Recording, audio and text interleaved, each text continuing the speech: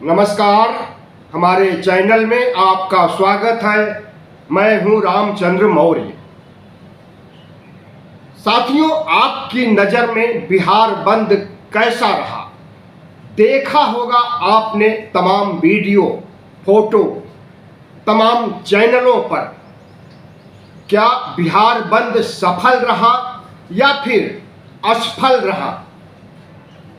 सत्ता पक्ष का कहना है कि बिहार बंद फ्लॉप हो गया, लेकिन जितने भी प्रत्यक्षदर्शी हैं बिहार के और जिन्होंने यूट्यूब चैनलों और सोशल मीडिया को देखा है, कोई भी नहीं इनकार कर सकता कि बिहार बंद असफल रहा या फ्लॉप हुआ। बल्कि यह कहने के लिए मजबूर होना पड़ेगा कि बिहार बंद अभूतपूर्व रहा, सफल रहा। प्रधानमंत्री नरेंद्र मोदी और शाह ने जो रणनीति लड़ी थी और चुनाव आयोग के कंधे पर बंदूक रख करके इंडिया गठबंधन पर निशाना साधा था, वह निशाना ध्वस्त हो गया है। जी हां, चुनाव आयोग ने जिस स्पेशल रिवीजन SIR को लेकर के वोट बंदी करने के लिए मुस्तैदी से काम करना शुरू कर दिया था, 24 जुलाई से, 24 जून से और 24 जुलाई तक उसका यह प्रोग्राम है।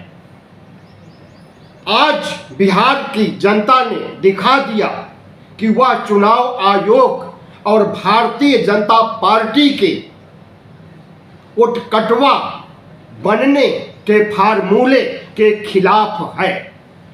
पटना ही नहीं, समस्तीपुर, दरभंगा, भोजपुर, आरा, जितने भी बड़े जिले हैं, हर जगह से खबरें आ रही हैं कि बंद सफल रहा है। छोटे जिलों में भी, गांव कस्बों में भी स्वतः स्फूर्त पब्लिक उमड़ पड़ी है सड़कों पर विरोध प्रदर्शन करने के लिए चुनाव आयोग के खिलाफ, या यूं कहें भारतीय जनता पार्टी और नरेंद्र मोदी शाह के खिलाफ। आज का भारत बंद, जो कि बिहार में बिहार बंद के नाम से जाना गया, वैसे 10 ट्रेड यूनियन ने पूरे भारत को चक्का जाम करने का काम किया था, लेकिन ट्रेड यूनियन की सफलता पश्चिम बंगाल, बिहार, केरल और आंध्र प्रदेश तक सीमित रह गई। लेकिन बिहार बंद की सफलता से इनकार नहीं किया जा सकता है। आप किसी भी बिहार वासी से बात कर लीजिए, हर कोई बिहार बंद को अभूतपूर्व सफल बता रहा है और चुनाव आयोग की धज्जियां उड़ा रहा है। जिस तरह से नोटबंदी लाई गई थी, उसी तर्ज पर वोट बंदी करने और चुनाव आयोग के शब्दों में कहे तो लगभग 20% वोट काटने का उसका इरादा है। और ये वोट कैसे होंगे, किसके होंगे, इसे भी समझने में भूल नहीं हो सकती है। यह वोट उनके होंगे जो गरीब हैं, वंचित हैं, पिछड़े हैं, दलित हैं, आदिवासी हैं, गरीबी रेखा के नीचे जीवन बसर कर रहे हैं और 80 करोड़ अनाज लेने वालों में से हैं। ऐसे लोगों के पास वह पहचान पत्र नहीं है जिसे चुनाव आयोग ने तस्दीक किया है कि इसे दिखाना पड़ेगा। और बिहार के लोगों के पास जो परिचय पत्र है आई कार्ड है, आधार कार्ड, राशन कार्ड, मनरेगा कार्ड है, उसे मानने के लिए चुनाव आयोग तैयार नहीं हो रहा। एक तरह से चुनाव आयोग बिहार में वोटबंदी के नाम पर एनआरसी कराने के लिए, नागरिकता प्रमाणित कराने के लिए कार्यक्रम चला रहा था। चुनाव आयोग जब खुद कह रहा है कि 20% वोट कटेंगे, तो किसके वोट कटेंगे? चुनाव आयोग तो यह नहीं कहेगा कि हम गरीबों के, वंचितों के, दलितों के वोट काट रहे हैं। उसका तो यही कहना होगा कि जिन लोगों के वोट कटे हैं वे रोहिंग्या मुसलमान थे, वे बांग्लादेशी पाकिस्तानी मुसलमान थे, हमने उनके वोट काटे हैं। तो जब चुनाव आयोग को पता है कि बिहार में रोहिंग्या मुसलमान या बांग्लादेशी मुसलमान आकर के ठहरे हुए हैं और उनका वोटर आई कार्ड बन गया है और वह वोट देते हैं, तो इस चुनाव आयोग ने 2024 का चुनाव कैसे और क्यों संपन्न कराया? क्या उस समय नरेंद्र मोदी को प्रधानमंत्री बनाने के लिए रोहिंग्याओं के, बांग्लादेशियों के वोट की जरूरत थी? और अगर उस समय जरूरत थी तो आज वह जरूरत क्यों नहीं है? हम एसआईआर के खिलाफ नहीं हैं, पुनर्निरीक्षण के खिलाफ नहीं हैं।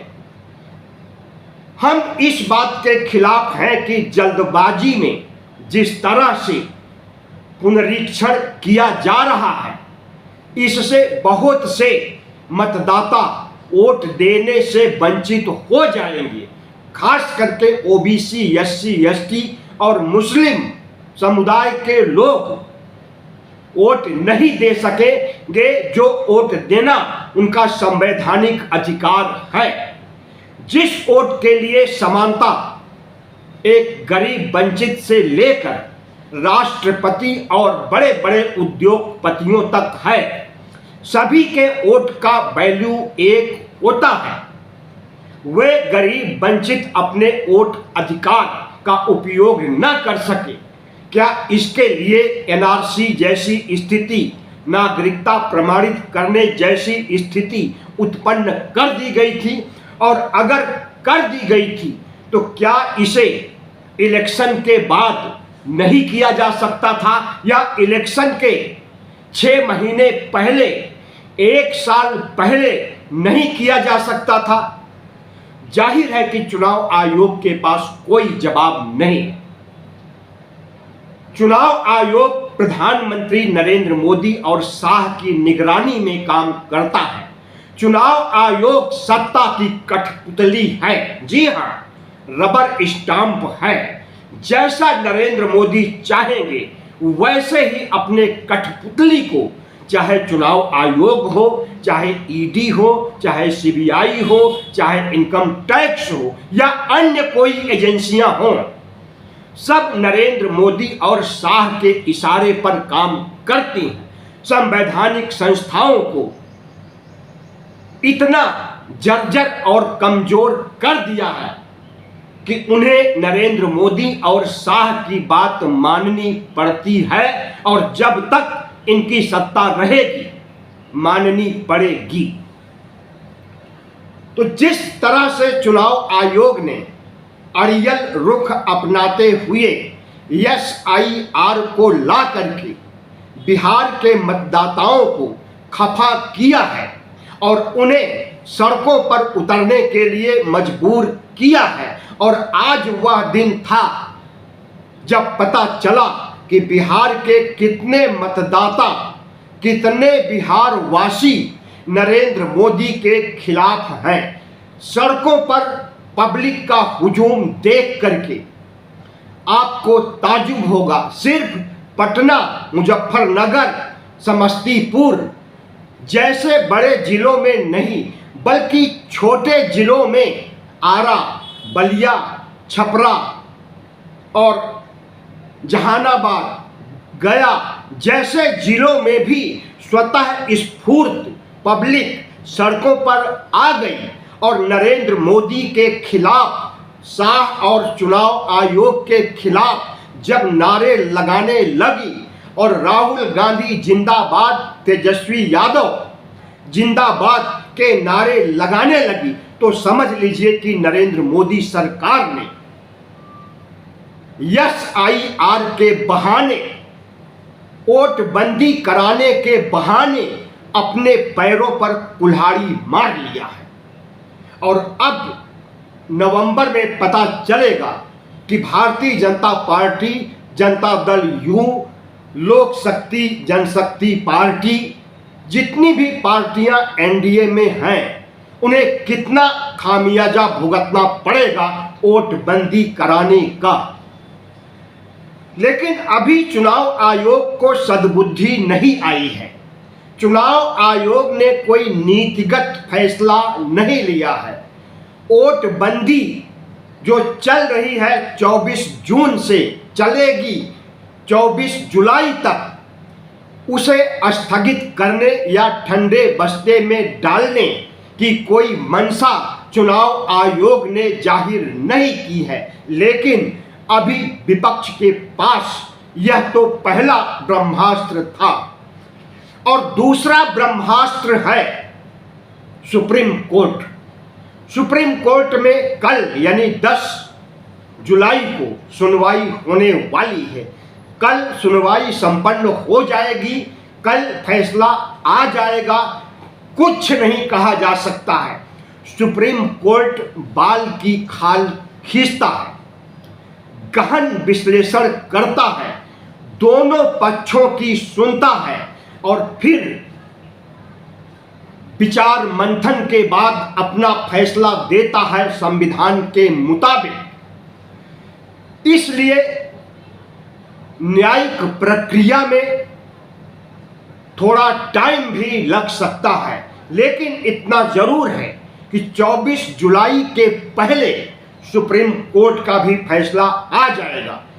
और अगर अभूतपूर्व बिहार बंद की सफलता से नरेंद्र मोदी नहीं पसीजे हैं, शाह घुटनों पर नहीं आए हैं, तो सुप्रीम कोर्ट उन्हें ला देगा अपने फैसलों के तहत। जिस तरह से ADR और तमाम पार्टियों ने याचिका डाली है और उन हर याचिकाओं की सुनवाई सुप्रीम कोर्ट एक साथ कर रहा है, संविधान के नजरिए से वोटबंदी को देख रहा है, पुनरीक्षण के बहाने वोटबंदी करने और गरीबों, दलितों, वंचित समाज के लोगों को मताधिकार से हटाने, दूर करने का कुचक्र चुनाव आयोग रच रहा है मोदी शाह के कहने पर, ताकि भारतीय जनता पार्टी और NDA गठबंधन की जीत सुनिश्चित हो सके। याद रहे, जितने भी सर्वे आए हैं सब में तेजस्वी यादव को बढ़त दिखाई गई है कि बिहार तेजस्वी यादव को मुख्यमंत्री देखना चाहता है। पहले सर्वे में 43% से अधिक बिहार वासियों ने कहा कि नीतीश अगले मुख्यमंत्री होंगे।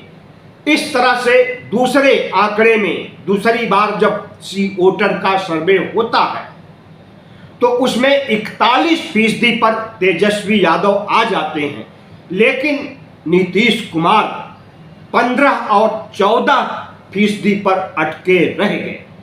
एक स्थिति तो ऐसी आ गई कि प्रशांत किशोर जो चुनाव रणनीतिकार रहे हैं, जो पूरे बिहार को पदयात्राओं से नापकर नई पार्टी जन सुराज पार्टी बना करके चुनाव लड़ रहे हैं, जिन्हें भारतीय जनता पार्टी के B टीम के रूप में देखा जा रहा है। एक समय ऐसा आया था कि वह तेजस्वी के बाद दूसरे नंबर पर बिहार के मुख्यमंत्रियों की पसंद में शामिल हो गए थे। तो बिहार के मुख्यमंत्रियों के बारे में तो सर्वे हुआ, लेकिन किस पार्टी या किस गठबंधन को कितनी सीटें आएगी, किसकी सरकार बनेगी, यह सर्वे नहीं हुआ है और होगा भी नहीं, क्योंकि सर्वे करने वाली एजेंसियां भारत सरकार से करोड़ों रुपए अनुदान लेती हैं। इतना बड़ा अनुदान लेने के बाद, यानी रिश्वत खाने के बाद भी अगर तेजस्वी यादव को एजेंसियां अपनी साख शर्म लाज हया को बचाने के लिए तेजस्वी यादव को आगे दिखा रही हैं, तो इसका सीधा सा मतलब है कि एनडीए गठबंधन, जो कि नीतीश कुमार के चेहरे पर चुनाव लड़ा जा रहा है, इस बार बैकफुट पर आ गया है। इसलिए नरेंद्र मोदी ने दूसरी दांव चली और चुनाव आयोग को हिदायत दिया कि SIR स्पेशल रिवीजन करके वोट काट दिए जाए। जिस तरह से महाराष्ट्र में वोट बढ़ा दिया गया था, उसका ठीक उल्टा विलोम बिहार में लागू किया जाए। यहां वोट बढ़ाया न जाए बल्कि वोट काट दिया जाए, तब भारतीय जनता पार्टी और एनडीए गठबंधन की जीत हो सकती है। अगर महाराष्ट्र का फार्मूला चलाते, वोट बढ़ाते, तो नहीं बढ़ा सकते थे, क्योंकि महाराष्ट्र की चोरी को राहुल गांधी और उद्धव ठाकरे, शरद पवार जैसे कद्दावर नेताओं ने पकड़ लिया और पूरे देश को आगाह किया कि यही प्रक्रिया अपना करके सभी राज्यों के चुनाव जीते जाएंगे। तो नरेंद्र मोदी को लगा कि अब बिहार मॉडल नहीं चलना पड़ेगा, अब महाराष्ट्र मॉडल नहीं चलना चाहिए। अब बिहार मॉडल अलग से ईजाद किया जाए और बिहार मॉडल के तहत ओबीसी, एससी, एसटी और मुसलमानों के वोट काटे जाए, मतदाता सूची से नाम गायब किया जाए एनआरसी नागरिकता के बहाने कि यह लोग तो देश के नागरिक हैं ही नहीं, इनका नाम मतदाता सूची में कैसे आ गया और आ गया है और ये नागरिकता प्रमाणित नहीं कर पा रहे हैं, तो इन्हें मतदाता सूची से क्यों ना निकाल बाहर कर दिया जाए। लेकिन हमें लगता है कि मोदी और शाह की यह रणनीति भी आज उस समय फ्लॉप हो गई जब पूरा बिहार सड़कों पर आ गया और नरेंद्र मोदी, शाह और चुनाव आयोग को भद्दी भद्दी गालियां, टिप्पणियां करते हुए संबोधित किया और अपनी नाराजगी जाहिर किया। सिर्फ ओबीसी, एससी, एसटी के लोग सड़कों पर नहीं उतरे, ऊंची जातियों के गरीब लोग भी, जिनके पास वह 11 प्रमाण पत्र नहीं है जिसे चुनाव आयोग ने तस्दीक किया था कि इन्हें माना जाएगा, तो ऊंची जातियों के गरीब लोग भी सड़कों पर देखे गए।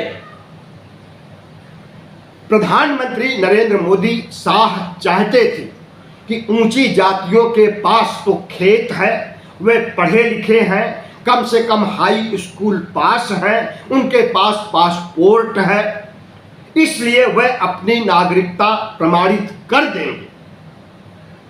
और जिनके पास ये चीजें नहीं हैं, वे नागरिकता नहीं प्रमाणित कर सकेंगे। तो नरेंद्र मोदी ने सोचा हमारा वोट बैंक जो ऊंची जाति या सवर्ण जाति के लोग हैं वह तो सुरक्षित रहेगा, वह इस वोटबंदी कार्यक्रम में वह वोटर नजरअंदाज नहीं किए जाएंगे, बल्कि वह वोटर नजरअंदाज किए जाएंगे जिनके पास 11 प्रमाण पत्र नहीं है जिन्हें चुनाव आयोग देखना चाहता है।